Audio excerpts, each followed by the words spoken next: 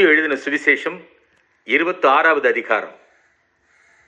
இயேசு இந்த வசனங்களை எல்லாம் சொல்லி முடித்த பின்பு அவர் தம்முடைய சீஷரை நோக்கி, 2 நாளைக்கு பின்பு பஸ்கா பண்டிகை வருமென்று அறிவீர்கள். அப்பொழுது மனுஷகுமாரன் சிலுவையில் அறையப்படுவதற்கு ஒப்புக் கொடுக்கப்படுவார் என்றார். அப்பொழுது பிரதான ஆசாரியரும் வேதபாரகரும் ஜனத்தின் மூப்பரும் காய்பா என்னப்பட்ட பிரதான ஆசாரியனுடைய அரமனையிலே கூடி வந்து இயேசுவை தந்திரமாய் பிடித்து கொலை செய்யும்படி ஆலோசனை பண்ணினார்கள். ஆகிலும் ஜனங்களுக்குள்ளே கலகம் உண்டாகாதபடிக்கு பண்டிகையிலே அப்படி செய்யலாகாது என்றார்கள். இயேசு பெத்தானியாவில் குஷ்டரோகியாயிருந்த சீமோன் வீட்டில் இருக்கையில் ஒரு ஸ்திரீ விலையேறப்பெற்ற பரிமள தைலமுள்ள வெள்ளைக்கல் பரணியை கொண்டு வந்து அவர் போஜன பந்தியில் இருக்கும்போது அந்த தைலத்தை அவர் சிரசின் மேல் ஊற்றினார். அவருடைய சீஷர்கள் அதை கண்டு விசனமடைந்து, இந்த வீண் செலவு என்னத்திற்கு? இந்த தைலத்தை உயர்ந்த விலைக்கு விற்று தரித்திரருக்கு கொடுக்கலாமே என்றார்கள். இயேசு அதை அறிந்து அவர்களை நோக்கி, நீங்கள் இந்த ஸ்திரீயை ஏன் தொந்தரவு படுத்துகிறீர்கள்? என்னிடத்தில் நற்கிரியையை செய்திருக்கிறாள். தரித்திரர் எப்போதும் உங்களிடத்தில் இருக்கிறார்கள், நானோ எப்போதும் உங்களிடத்தில் இரேன். இவள் இந்த தைலத்தை என் சரீரத்தின் மேல் ஊற்றினது என்னை அடக்கம் பண்ணுவதற்கு எத்தனமான செய்கையாயிருக்கிறது. இந்த சுவிசேஷம் உலகத்தில் எங்கெங்கே பிரசங்கிக்கப்படுமோ அங்கங்கே இவளை நினைப்பதற்காக இவள் செய்ததும் சொல்லப்படும் என்று மெய்யாகவே உங்களுக்கு சொல்லுகிறேன் என்றார். அப்பொழுது 12 ஒருவனாகிய யூதாஸ் காரியோத்து என்பவன் பிரதான ஆசாரியரிடத்திற்கு போய், நான் அவரை உங்களுக்கு காட்டிக் கொடுக்கிறேன், நீங்கள் எனக்கு என்ன கொடுக்கிறீர்கள் என்றான். அவர்கள் அவனுக்கு 30 வெள்ளிக்காசை கொடுக்க உடன்பட்டார்கள். அது முதல் அவன் அவரை காட்டிக் கொடுப்பதற்கு சமயம் பார்த்து கொண்டிருந்தான். புளிப்பில்லாத அப்பப்பண்டிகையின் முதல் நாளிலே சீஷர்கள் இயேசுவினிடத்தில் வந்து, பஸ்காவை புசிப்பதற்கு நாங்கள் எங்கே உமக்கு ஆயத்தம் பண்ண சித்தமாய் இருக்கிறீர் என்று கேட்டார்கள். அதற்கு அவர், நீங்கள் நகரத்திலே இன்னானிடத்திற்கு போய், என் வேலை சமீபமாய் இருக்கிறது, உன் வீட்டிலே என் சீஷரோடே கூட பஸ்காவை ஆசரிப்பேன் என்று போதகர் சொல்லுகிறார் என்று அவனுக்கு சொல்லுங்கள் என்றார். இயேசு கற்பித்தபடி சீஷர்கள் போய் பஸ்காவை ஆயத்தம் பண்ணினார்கள். சாயங்காலமான போது 12 கூட அவர் பந்தி இருந்தார். அவர்கள் போஜனம் பண்ணுகையில் அவர், உங்களில் ஒருவன் என்னை காட்டிக் கொடுப்பான் என்று மெய்யாகவே உங்களுக்கு சொல்லுகிறேன் என்றார். அப்பொழுது அவர்கள் மிகவும் துக்கமடைந்து அவரை நோக்கி, ஆண்டவரே, நானோ என்று ஒவ்வொருவராய் கேட்கத் தொடங்கினார்கள். அவர் பிரதியுத்தரமாக, என்னோடே கூட தாளத்தில் கையிடுகிறவனே என்னை காட்டிக் கொடுப்பான். மனுஷகுமாரன் தம்மை குறித்து எழுதியிருக்கிறபடியே போகிறார். ஆகிலும் எந்த மனுஷனால் மனுஷகுமாரன் காட்டிக் கொடுக்கப்படுகிறாரோ அந்த மனுஷனுக்கு ஐயோ! அந்த மனுஷன் பிறவாதிருந்தானால் அவனுக்கு நலமாயிருக்கும் என்றார். அவரை காட்டிக் கொடுத்த யூதாசும் அவரை நோக்கி, ரபி, நானோ என்றார். அதற்கு அவர், நீ சொன்னபடிதான் என்றார்.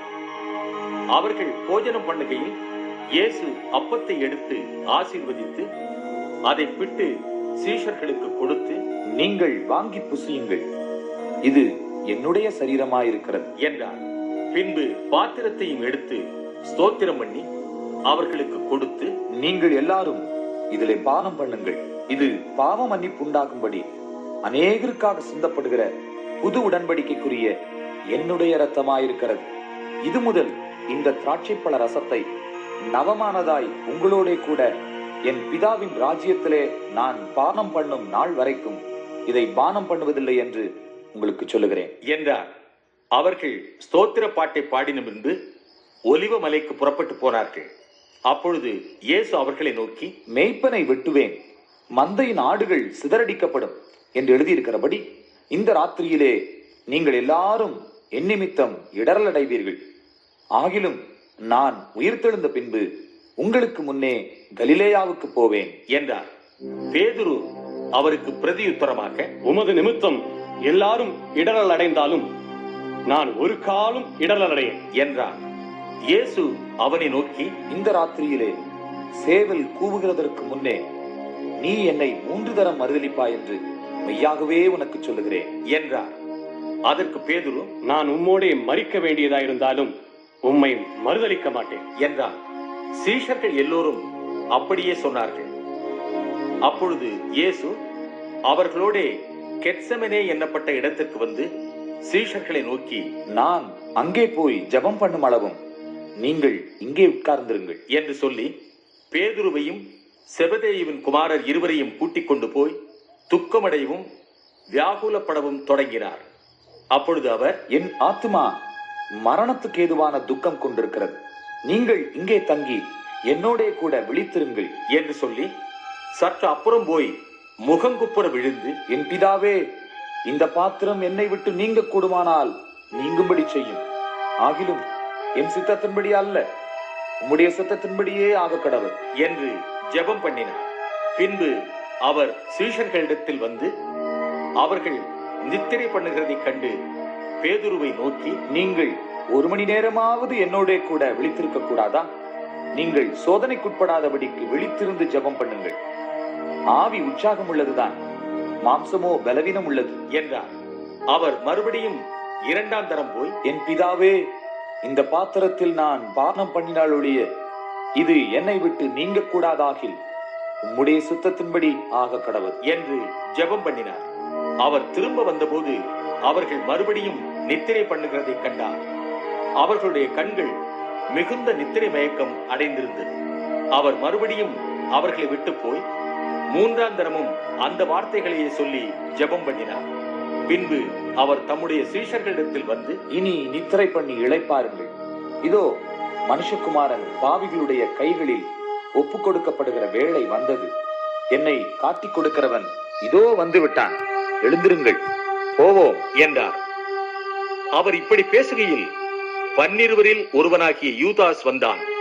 அவனோடே கூட பிரதான ஆசாரியரும் ஜனத்தின் மூப்பரும் அனுப்பின திரளான ஜனங்கள் பட்டயங்களையும் தடிகளையும் பிடித்துக் கொண்டு வந்தார்கள். அவரை காட்டிக் கொடுக்கிறவன், நான் எவனை முத்தம் செய்வேனோ அவன்தான், அவனை பிடித்துக் கொள்ளுங்கள் என்று அவர்களுக்கு அடையாளம் சொல்லி இருந்தான். உடனே அவன் இயேசுவினிடத்தில் வந்து, ரவி வாழ்க என்று சொல்லி அவரை முத்தம் செய்தான். இயேசு அவனை நோக்கி, சிநேகிதனே, என்னத்திற்காக வந்திருக்கிறாய் என்றார். அப்பொழுது அவர்கள் கிட்ட வந்து இயேசுவின் மேல் கை போட்டு அவரை பிடித்தார்கள். அப்பொழுது இயேசுவோடு இருந்தவர்களில் ஒருவன் கை நீட்டி தன் பட்டயத்தை கூறி பிரதான ஆசாரியனுடைய வேலைக்காரனை காதர வெட்டினார். அப்பொழுது இயேசு அவனை நோக்கி, உன் பட்டயத்தை திரும்ப அதன் உரையிலே போடு. பட்டயத்தை எடுக்கிற யாவரும் பட்டயத்தால் மடிந்து போவார்கள். நான் இப்பொழுது என் பிதாவை வேண்டிக் கொண்டால் அவர் 12 ரேகியோனுக்கு அதிகமான தூதரை என்னிடத்தில் அனுப்ப மாட்டார் என்று நினைக்கிறாயா? அப்படி செய்வேனானால் இவ்விதமாய் சம்பவிக்க வேண்டும் என்கிற வேத வாக்கியங்கள் எப்படி நிறைவேறும் என்றார். அந்த வேளையிலே இயேசு ஜனங்களை நோக்கி, கள்ளனை பிடிக்க புறப்படுகிறது போல நீங்கள் பட்டயங்களையும் தடிகளையும் எடுத்துக்கொண்டு என்னை பிடிக்க வந்தீர்கள். நான் தினந்தோறும் உங்கள் நடுவிலே உட்கார்ந்து தேவாலயத்தில் உபதேசம் பண்ணி கொண்டிருந்தேன். அப்பொழுது நீங்கள் என்னை பிடிக்கவில்லையே.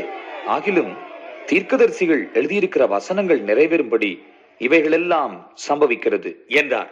அப்பொழுது சீஷர்கள் எல்லாரும் அவரை விட்டு ஓடிப்போனார்கள். இயேசுவை பிடித்தவர்கள் அவரை பிரதான ஆசாரியனாகிய காய்பாவினிடத்திற்கு கொண்டு போனார்கள். அங்கே வேதபாரகரும் மூப்பரும் கூடி வந்திருந்தார்கள். பேதுரு தூரத்திலே அவருக்கு பின் சென்று பிரதான ஆசாரியனுடைய அரமனை வரைக்கும் வந்து உள்ளே பிரவேசித்து முடிவை பார்க்கும்படி சேவகரோடே உட்கார்ந்தார். பிரதான ஆசாரியரும் மூப்பரும் சங்கத்தார் யாவரும் இயேசுவை கொலை செய்யும்படி அவருக்கு விரோதமாய் பொய்சாட்சி தேடினார்கள். ஒருவரும் அகப்படவில்லை. அநேகர் வந்து பொய்ச்சாட்சி சொல்லியும் அவர்கள் சாட்சி ஒவ்வவில்லை. கடைசியிலே 2 பொய்சாட்சிகள் வந்து, தேவனுடைய ஆலயத்தை இடித்து போடவும் 3 நாளைக்குள்ளே அதை கட்டவும் என்னாலே ஆகும் என்று இவன் சொன்னான் என்றார்கள். அப்பொழுது பிரதான ஆசாரியன் எழுந்திருந்து அவரை நோக்கி, இவர்கள் உனக்கு விரோதமாய் சாட்சி சொல்லுகிறதை குறித்து நீ ஒன்றும் சொல்லுகிறதில்லையா என்றார். இயேசுவோ பேசாமல் இருந்தார். அப்பொழுது பிரதான ஆசாரியன் அவரை நோக்கி, நீ தேவனுடைய குமாரனாகிய கிறிஸ்துதானா? அதை எங்களுக்கு சொல்லும்படி ஜீவனுள்ள தேவன் பேரில் உன்னை ஆணையிட்டு கேட்கிறேன் என்றார். அதற்கு இயேசு, நீர் சொன்னபடிதான். அன்றியும் மனுஷகுமாரன் சர்வ வல்லவருடைய வலது பார்சத்தில் வீற்றிருப்பதையும் வானத்தின் மேகங்கள் மேல் வருவதையும் இது முதல் காண்பீர்கள் என்று உங்களுக்கு சொல்லுகிறேன் என்றார். அப்பொழுது பிரதான ஆசாரியன் தன் வஸ்திரங்களை கிழித்துக் கொண்டு, இவன் தேவதூஷணம் சொன்னான். இனி சாட்சிகள் நமக்கு வேண்டியதென்ன? இதோ இவன் தூஷணத்தை இப்பொழுது கேட்டீர்களே, உங்களுக்கு என்னமாய் தோன்றுகிறது என்று கேட்டார். அதற்கு அவர்கள், மரணத்துக்கு பாத்திரனாயிருக்கிறார் என்றார்கள். அப்பொழுது அவருடைய முகத்தில் துப்பி அவரை குத்தினார்கள். சிலர் அவரை கன்னத்தில் அறைந்து, கிறிஸ்துவே, உம்மை அடித்தவனியா? அதை ஞான திருஷ்டியினால் எங்களுக்கு சொல்லு என்றார்கள். அத்தருணத்தில் பேதுரு வெளியே வந்து அரமனை முற்றத்தில் உட்கார்ந்திருந்தான். அப்பொழுது வேலைக்காரி ஒருத்தி அவனிடத்தில் வந்து, நீயும் கலிலேயனாகிய இயேசுவோடே கூட இருந்தாய் என்றான். அதற்கு அவன், நீ சொல்லுகிறது எனக்கு தெரியாது என்று எல்லாருக்கும் முன்பாக மறுதலித்தான். அவன் வாசல் மண்டபத்திற்கு போன பொழுது வேறொருத்தி அவனை கண்டு, இவனும் நசரேயனாகிய இயேசுவோடு கூட இருந்தான் என்று அங்கே இருந்தவர்களுக்கு சொன்னாள்.